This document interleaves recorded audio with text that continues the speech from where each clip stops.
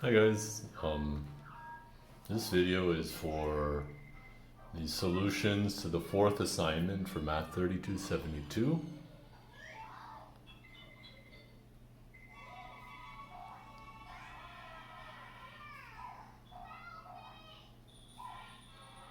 So there's just two questions. First question is to find all conjugacy classes of the quaternions Q. Question 2.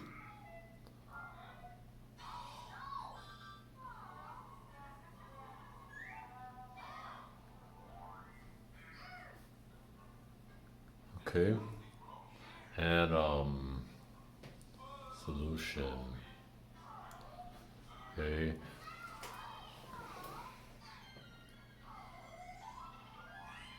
Okay, and to start with, let's just write down a few things we know about the quaternions from class. There's kind of like two ways to describe it. Well, I mean more than that, but I'll just write down the two ways I like to think about it. So you have Q is like plus or minus 1, plus or minus I, plus or minus J, and plus or minus K. And under this definition, -1 commutes with everything. Ij equals k. So in this thing, -1 is in the center. In other words, Ij equals k. And that's -ji. And then we also have I squared equals j squared equals k squared equals -1. And another way to describe this group is the group generated by I and j, subject to these relations. Let's see.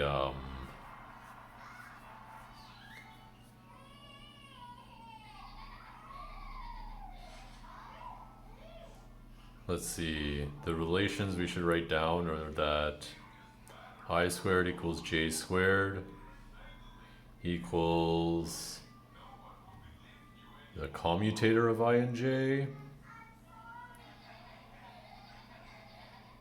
and the other relation we should write down is that the commutator of I and j squared equals 1. Okay.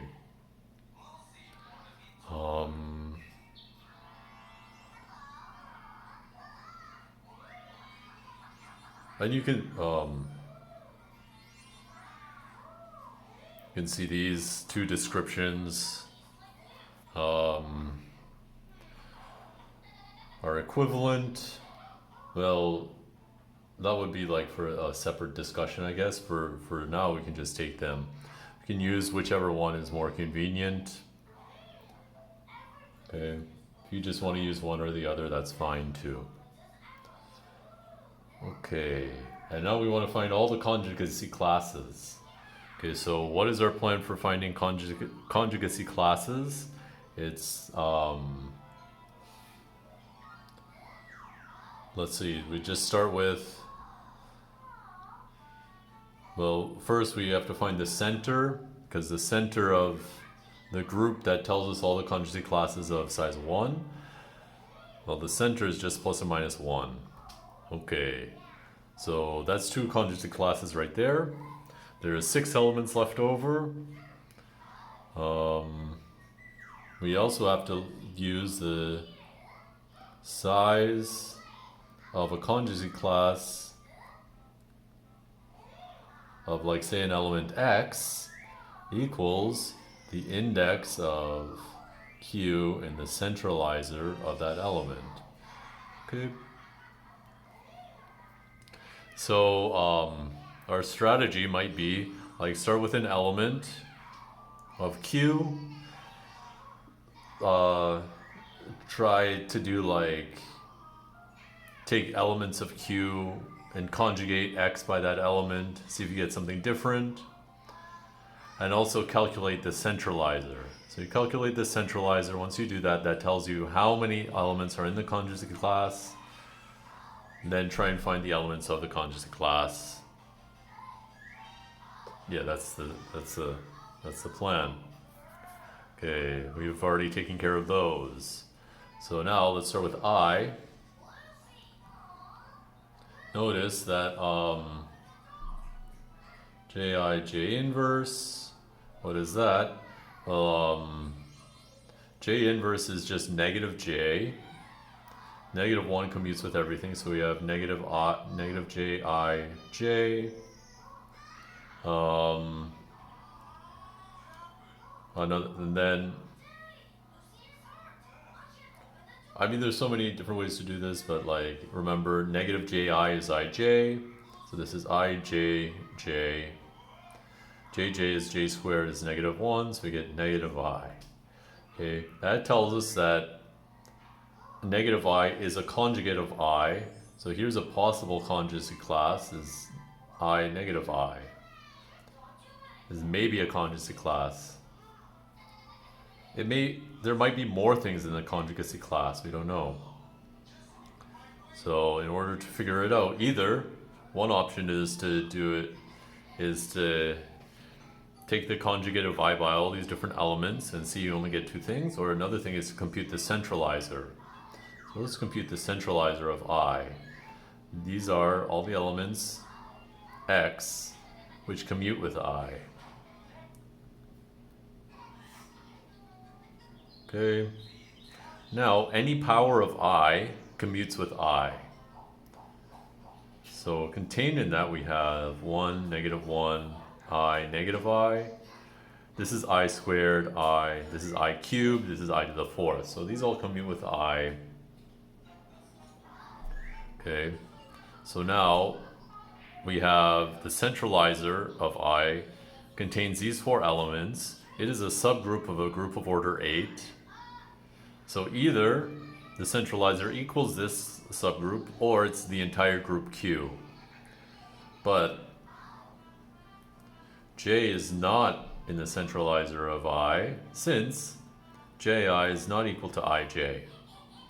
Okay, so the centralizer is not equal to the entire group Q, so it has to be exactly this subgroup. Okay, normally we don't like write out all the details, but we can say like since the size of centralizer of I is greater than or equal to 4 and divides 8, but since J is not in the centralizer of I, we have the centralizer of I is a subgroup of order 4. Okay, and the index of this subgroup in Q is 8 divided by 4, which is 2.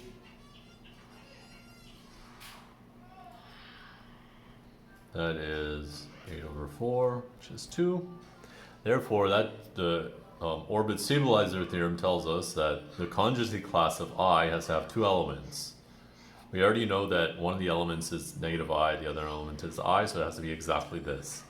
So this is one of the conjugacy class. I and negative I is a conjugacy class.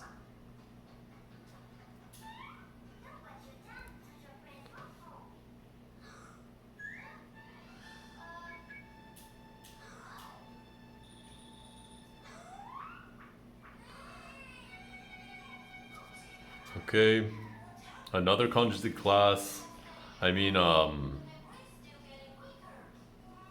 If you switch I and J,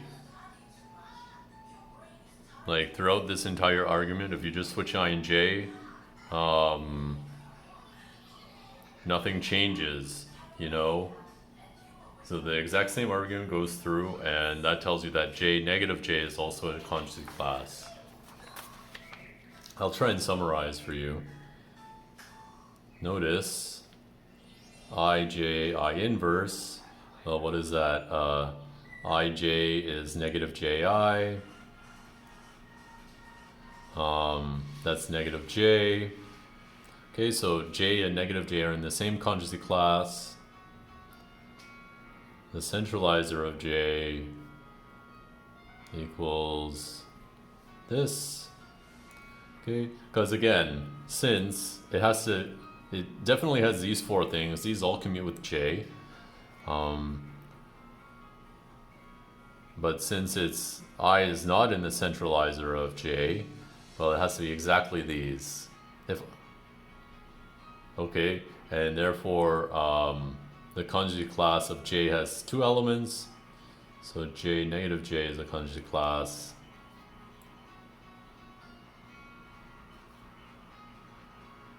And so far there's just two things left. The last thing is K and negative K. Let's just do I, K, I inverse. Well, K is just IJ. So how should we work this out? Let's see, this is -1. So negative J, I inverse. I inverse is negative I.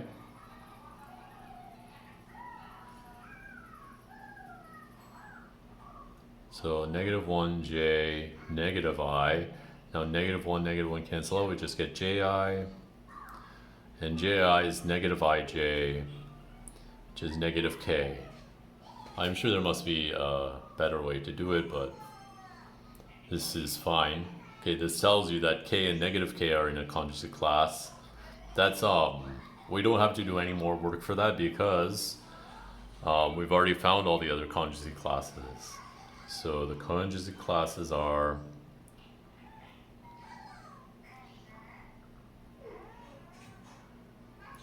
see, we have one. Again, these two things are in the center, so they are in their own conjugate class. Then we have plus or minus I, plus or minus J, plus or minus K. That's it. Okay, let's do question 3. Okay, this one had a typo. Is that okay? Which I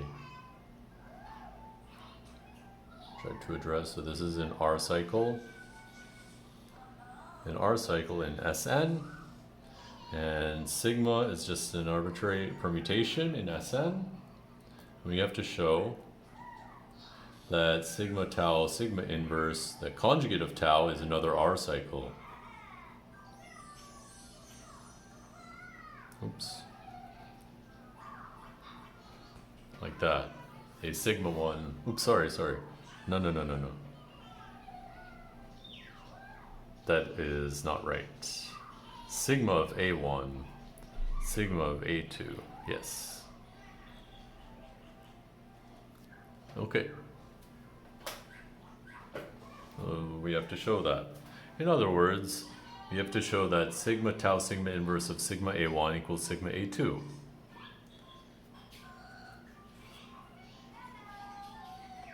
Okay, so how do we do that? Well, let's just plug in each of these into this and see what happens. Okay, definition of composition just says this is sigma tau, sigma inverse sigma. Well, that's just the identity, so this is just sigma tau of A1. Now tau is an R cycle that takes A1 to A2. So this is just sigma of A2. Okay, that's good. Sigma tau, sigma inverse takes sigma A1 to sigma A2. So it goes like that.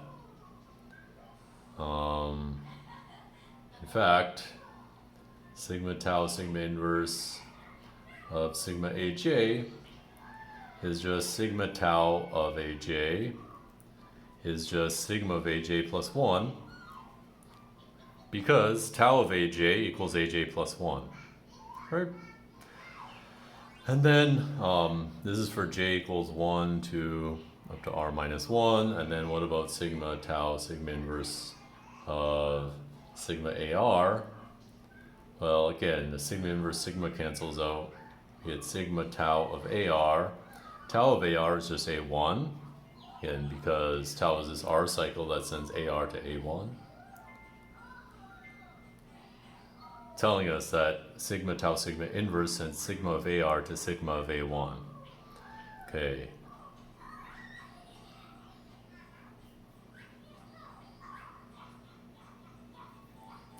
Okay.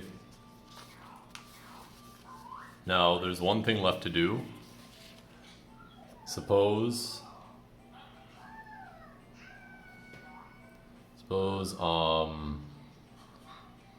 A is not equal to sigma aj for any j.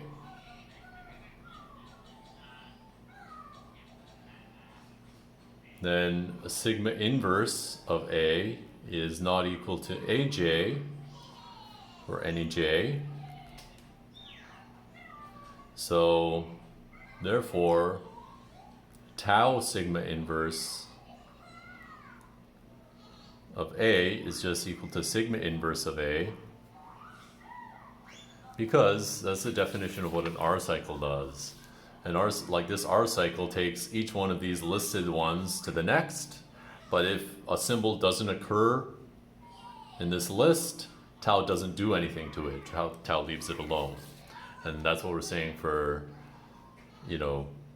this tells us like sigma inverse of A doesn't occur as any of the AJs, so tau leaves it alone, sends it to itself. And now what happens if we multiply both sides by sigma? We get sigma tau, sigma inverse of A equals sigma inverse of A, which is just A. And that lets us conclude that sigma tau, sigma inverse equals sigma A1 to sigma AR as required at the end. Okay? Because we showed that sigma tau, sigma inverse takes each one of these to the next, and anything that doesn't occur in this list has this property. Okay, and that's it for assignment 4. Thank you for watching.